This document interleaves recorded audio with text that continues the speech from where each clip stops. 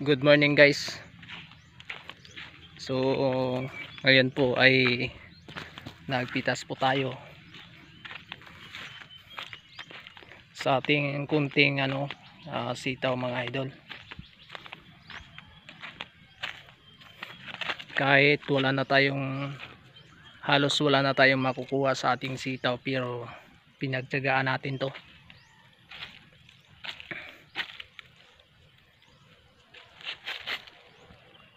Kasi yung sitaw natin mga idol ay malapit na talaga mamamatay. Tingnan nyo. Pero sayang naman pag hindi natin to kinuha, ay talagang masasayang. At malalanta lang ito sa init. At tutuyo lang ito mga idol. Magandang araw nga pala sa inyong lahat.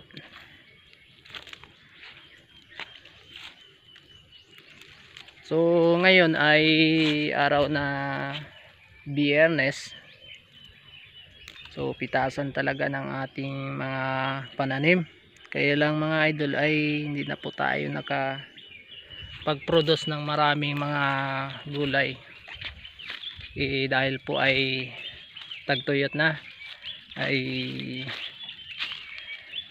hindi na po umulan dito sa atin, ay mostly sa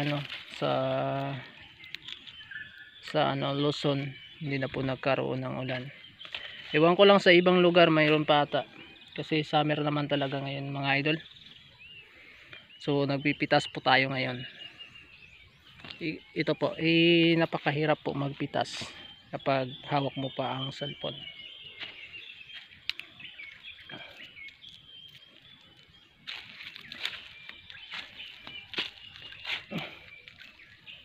Kasi yung sitaw namin mga idol ay talagang paano na to yung lalanta na, kasi medyo matagal na to, pero mayroon pa namang mga bunga, kaya kukunin natin kahit pa paano makaipon tayo.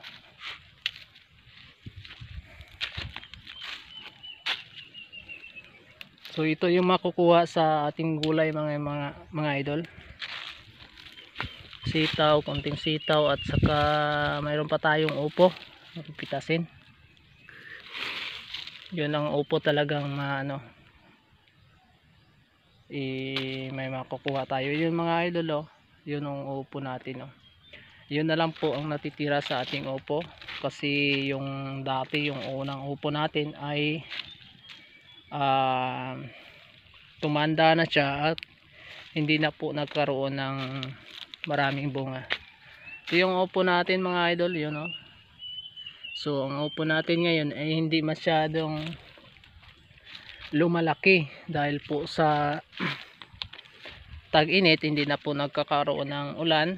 So ang upo pala ay kailangan talaga na maulanan, kung sa ganon ay para makasipsip ng tubig,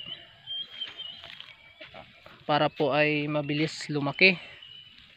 Kaya hindi po lumaki kasi sinasabi ko na hindi na po umulan dito. Kaya yung mga upo namin mga idol ay habang tumatagal lalong lumiliit. Lumiliit siya. Tapos kung matigas na po yung hindi po lumalaki. Maliit pa lang, matigas na, kumbaga matanda na siya.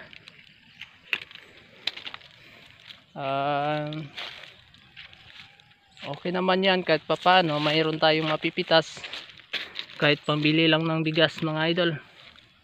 Ito talagang mga panahon mga idol ay mahina yung sa amin dito, yung gulay. Yan.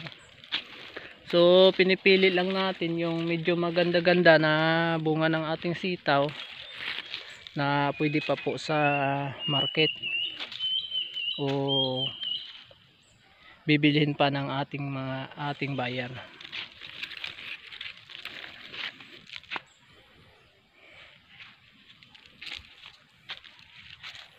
So this coming in season na naman, saka tayo uli magtanim ng maraming gulay at sana makabawi rin tayo sa mahaba na ilang buwan na hindi po tayo makapag-produce ng gulay. So meaning to say na wala po tayong income. Katulad nito ay lang to, panggatong lang talaga to. Kumbaga ipangbili lang ng mga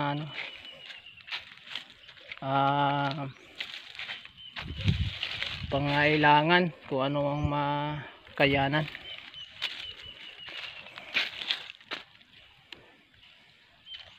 So as a farmer, sa mga katulad ko rin na nagtatanim, pag ganito yung panahon mga idol, ay ang gagawin natin ay mag-prepare lang tayo sa ating mga sa ating mga tataniman na mga lupa. Hindi din tayo pwede mag-relax mga idol. Pag kinakailangan talaga ay, kasi kapag hindi naman natin trabahuin yung mga farm natin, pagdating ng tag-ulan, hindi po tayo makapagtanim. Yan. So mayroon talaga tayong makukuha dito kahit papaano mga idol, kahit konti lang, pero at least, di ba? So ilagay muna natin dito sa lupa, saka yan, hindi naman madudumihan yan kasi hindi naman basa yung lupa. Pag bumalik yung ulan dito sa aming lugar mga idol, o kaya sa mga nagtatanim rin ng gulay, pag umulan na talagang masaya talaga tayo pag tayo ay isa sa mga tagapagtanim ng gulay o kaya anong klaseng halaman, kasi yung ulan lang po makapag sa atin, makapag paganda ng mga tanim natin mga idol. Yun.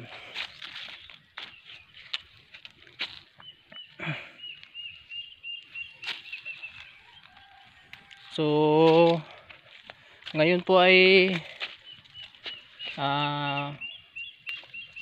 sa lahat ng mga subscriber ko diyan sa ating channel sa YouTube, pasensya na po kayo, hindi po tayo makapag upload ng mga video na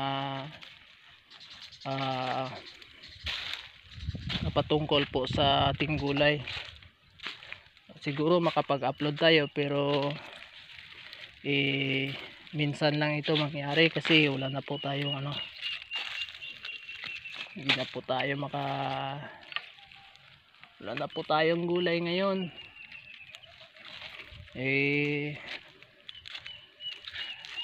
Salamat nga pala sa patuloy na pagsuporta sa ating channel.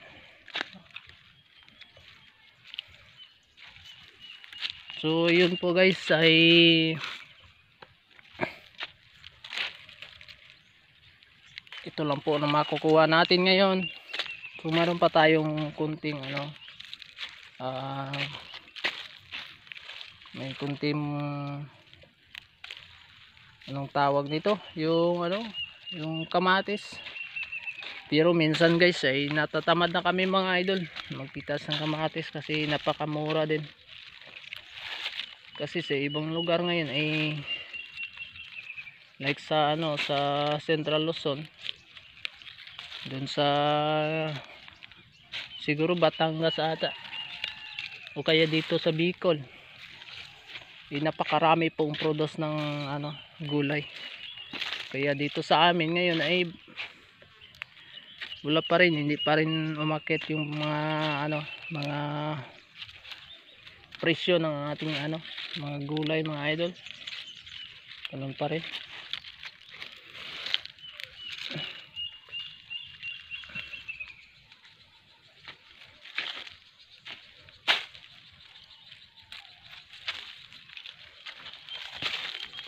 So kunti lang talaga makukuha natin mga idol sa ating pagpipitas.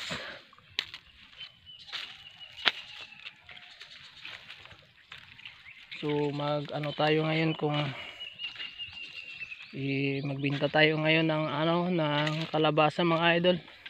Isasama na rin natin sa ating sa ating pitas na upo at saka kunting sitaw.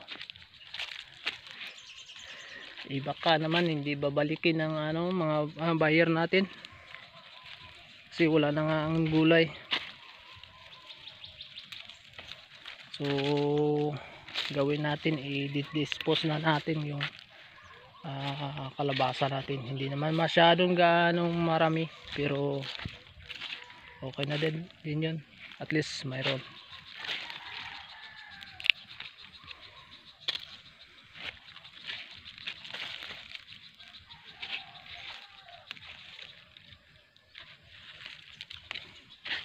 So ayan,